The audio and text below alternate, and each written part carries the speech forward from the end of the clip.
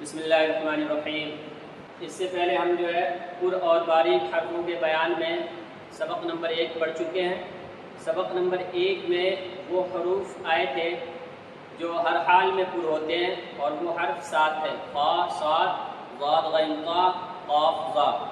آج جو ہے ہم پر اور باریک حرفوں کے بیان میں ہی سبق نمبر 2 پڑھیں گے۔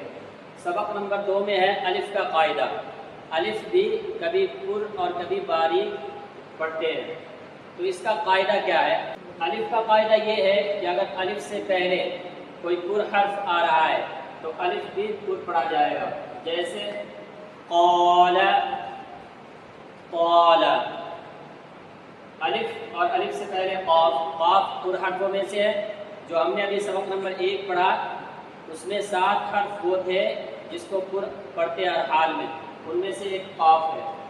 تو قاف الف سے پہلے آ گیا، اس لیے الف بھی پر ہو گیا اسی کے ساتھ، قال۔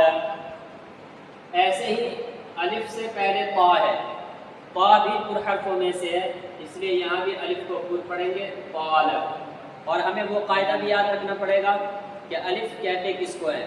الف وہ ہوتا ہے جو ہر حال میں خالی ہو۔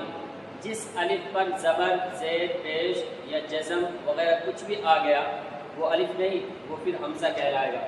تو الف اس کو کہیں گے جو خالی ہو، اور جب ہم دیکھ لیں گے پہلے کہ الف خالی ہے، پھر اس سے پہلے اگر پر حرف ہے تو الف بھی پر، اور باریک حرف ہے تو الف بھی باریک۔ نمبر 2، اور اگر الف سے پہلے باریک حرف ہو تو الف بھی باریک ہوگا، جیسے زالا، مالا۔ الف سے پہلے زا، یہ ان 7 حرفوں میں سے نہیں ہے جو پر پڑھے جاتے ہیں، یا ان کے علاوہ را ہے، اللہ کا لام ہے، یا الف ہے، ان میں سے زا نہیں۔ تو زا ہر حال میں باریک پڑھی جائے گی، اور الف سے پہلے زا ہے اس لیے الف بھی باریک پڑھیں گے، زالا۔ ایسے ہی مالا، میم بھی باریک حرفوں میں سے ہے، اور میم الف سے پہلے آ گیا ہے اس لیے الف بھی باریک اور میم بھی باریک، مالا۔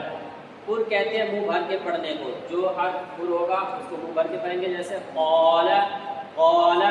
باریک کہتے ہیں پتلا کر کے پڑھنے کو، جیسے زال، مال۔